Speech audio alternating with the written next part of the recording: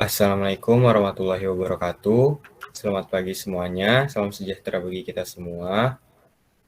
Kepada yang terhormat, Bapak Agus Pramono selaku dosen pengampu mata kuliah Gambar Teknik dan Praktikum CAD, serta rekan-rekan semua yang saya banggakan.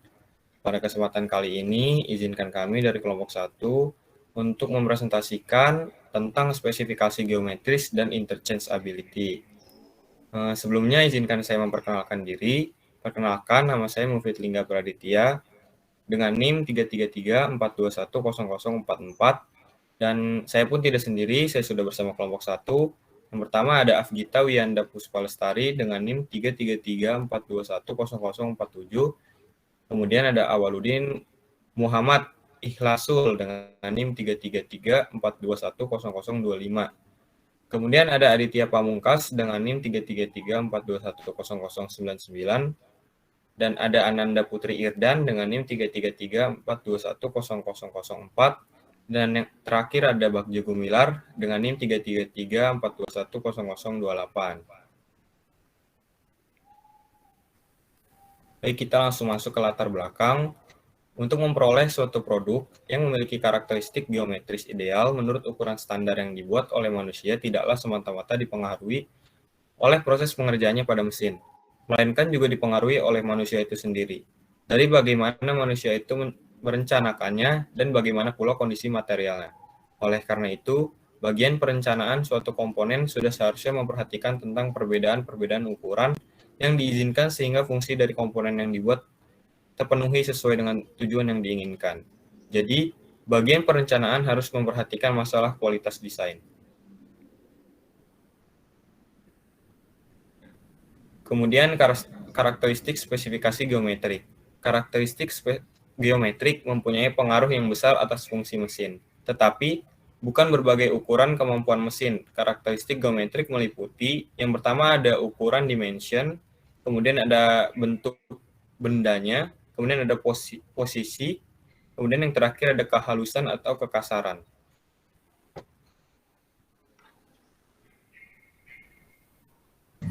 Mengapa perlu spesifikasi geometri?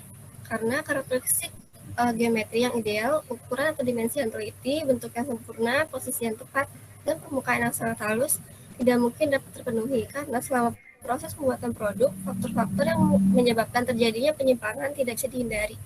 Di antaranya, penyetelan mesin berkakas, pengukuran geometri produk gerakan mesin berkakas, kehausan tahap berkakas potong, perubahan temperatur, dan besarnya gaya pemotongan. Oleh karena itu, harus ada toleransi terhadap adanya suatu penyimpangan geometrik.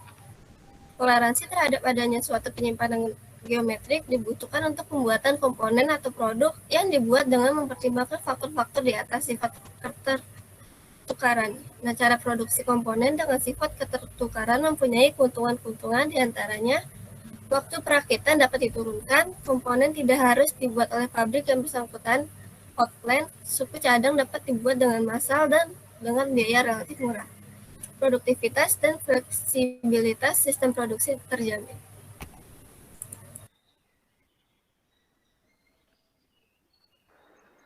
Salah satu kejadian yang diyakini sebagai revolusi dalam bidang manufaktur adalah diperkenalkannya konsep mampu tukar atau interchangeability.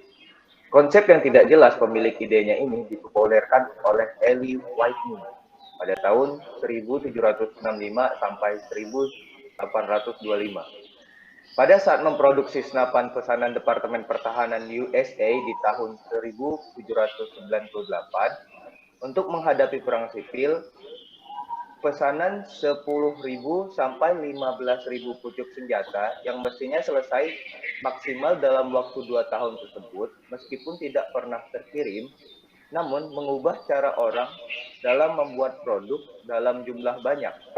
Cara pembuatan produk yang sebelumnya dibuat satu persatu tersebut berubah metodenya menjadi pembuatan produk dengan membuat setiap komponen secara massal. Komponen-komponen yang sudah jadi untuk selanjutnya dirakit menjadi produk utuh sebagaimana yang dikenal saat ini.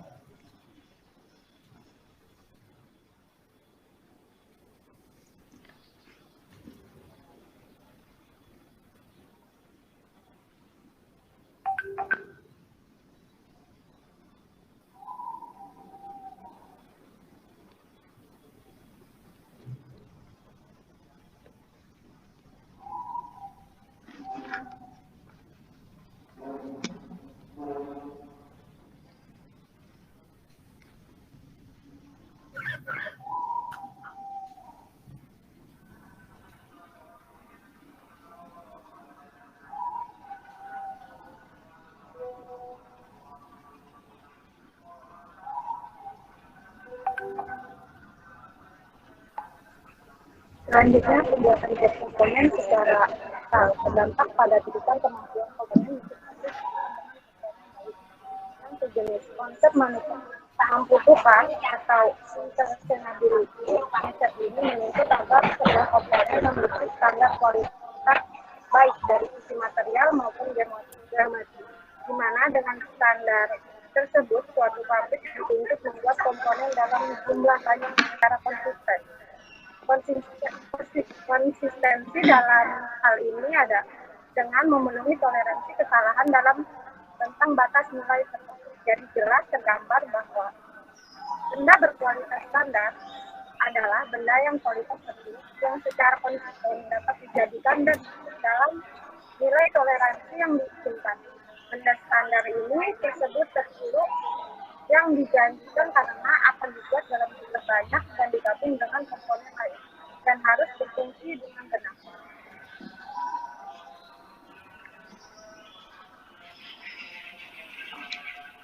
Berikutnya untuk contoh kasus interchangeability yaitu mobil Lamborghini Diablo yang menggunakan headlamp atau lampu depan Nissan 300 ZX. Tidak jarang merek-merek tercanggih menggunakan lampu depan dan lampu belakang dari berbagai model, mulai dari Aston Martin Virage dengan lampu depan Audi 100 hingga Callaway C12 menggunakan lampu belakang Vauxhall Tigra. Mobil biasa pun sering meminjamkan produknya kepada sports car. Contohnya gambar di samping yaitu mobil Lamborghini Diablo yang menggunakan lampu depan Nissan 300 ZX. Lamborghini bahkan berusaha menyembunyikan logo Nissan dengan potongan kecil serat karbon agar terlihat seperti produk custom Lamborghini. Pada tahun 1999, Lamborghini Diablo mulai meninggalkan lampu depan pop-up yang semakin tidak populer dan memilih lampu yang biasa. Menggunakan lampu depan Nissan 300 ZX akan menghemat biaya pengembangan merek.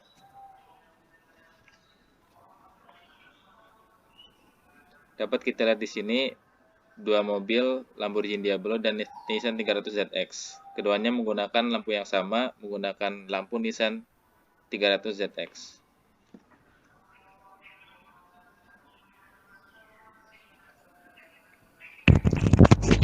Kesimpulan, prinsip dasar dari sifat interchangeability pada dasarnya adalah kemampuan salah satu komponen pengganti langsung untuk komponen lain dari jenis yang sama. Kualitas produksi sangat erat hubungannya dengan kualitas geometris dan kualitas fungsional dari suatu proses permesinan.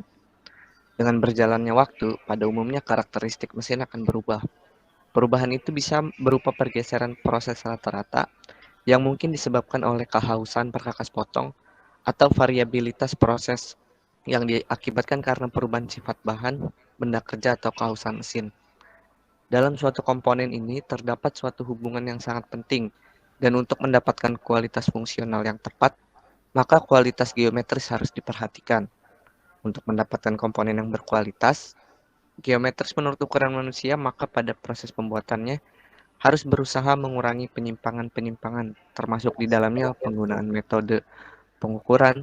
Sudah tentu, untuk dapat melakukan pengukuran, perlu diketahui pula sistem dan standar pengukuran yang berlaku di bidang industri. Kemudian sifat mampu tukar pada benda produksi mempunyai keuntungan yang pertama, waktu perakitan dapat diturunkan. Kemudian komponen tidak harus dibuat oleh pabrik yang bersangkutan. Kemudian suku cadang dapat dibuat dengan massal dan biaya yang relatif murah. Yang terakhir adalah produktivitas dan fleksibilitas sistem produksi terjamin.